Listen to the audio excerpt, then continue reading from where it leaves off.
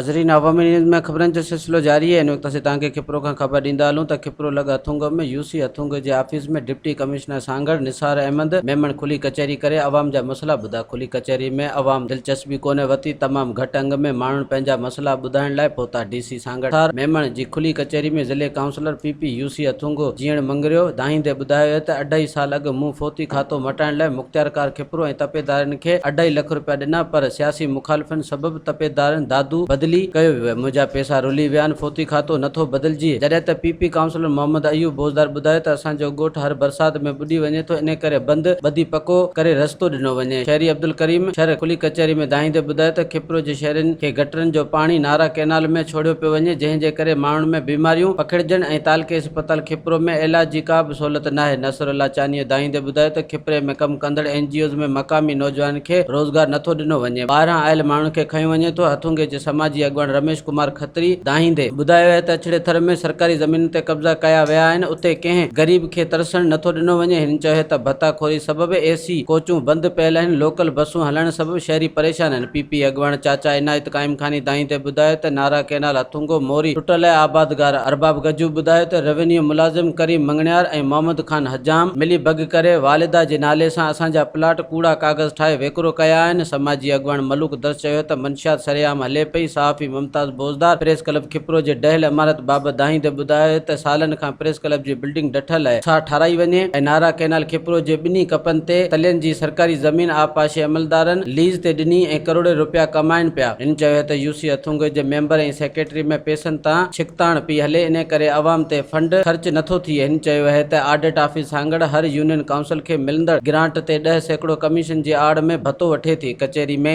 राजा Rashid comber ॿुधायो आहे त हिकु नौजवान मुरैडी में 30 सालनि खां संगरनि में ॿधल आहे, हुनजो इलाज करायो वञे। आख़िर में डीसी सांगड़ निसार अहमद मेमण खुली कचहरी खे ख़िताब कंदे साफ़ियुनि सां ॻाल्हाईंदे चयो त जेके शिकायतूं आहिनि लिखत में ॾिनियूं वञनि। हिन मुख़्तियारकार खिपरो खे हुकुम कयो आहे त ज़िले काउंसिल जो फोती खातो 7 ॾींहंनि में मटायो वञे। हिन चयो आहे त नारा कैनाल जे कपनि ते कब्ज़नि बाबति डायरेक्टर बाबति ॻाल्हाईंदुसि। हिन अरबाब गजू जी जाली खाते मटाइण वारी दाह ते कम बंदि करण जो हुकुम ॾींदे मुख़्तियारकार खिपरो खे जांच करे रिपोर्ट ॾियण जो हुकुम ॾिनो। हिन चयो आहे त हाणे रुगो कब्ज़ा खाली कोन्हे कराइबा, पर कब्ज़ा कंदड़नि ते केस बि दाख़िल थींदो। हिन चयो आहे त प्रेस क्लब बाबति रिपोर्ट घुराईंदुसि। हिन चयो त आयल कंपनियुनि जो पहिरियों भेरो ओपन नीलाम थियो आहे, बाक़ी कमीशन केरु घुरे थो। इहो किसो अॻु जो हूंदो, ॿेलनि तां कब्ज़ा हटाया वञनि, रहियल कब्ज़ा माप बाद हटाया वेंदा। हिन चयो त सरकारी कम जी केर बि रिश्वत न वठे, जेको रिश्वत वठंदो मुंहिंजे ज़िले में कोन रहंदो। आउं अवाम जो ख़ादिम आहियां। वधीक ख़बरनि ऐं तफ़सील लाइ विज़िट कयो अवामी news Facebook page, YouTube page ऐं अवामी न्यूज़ वेबसाइट।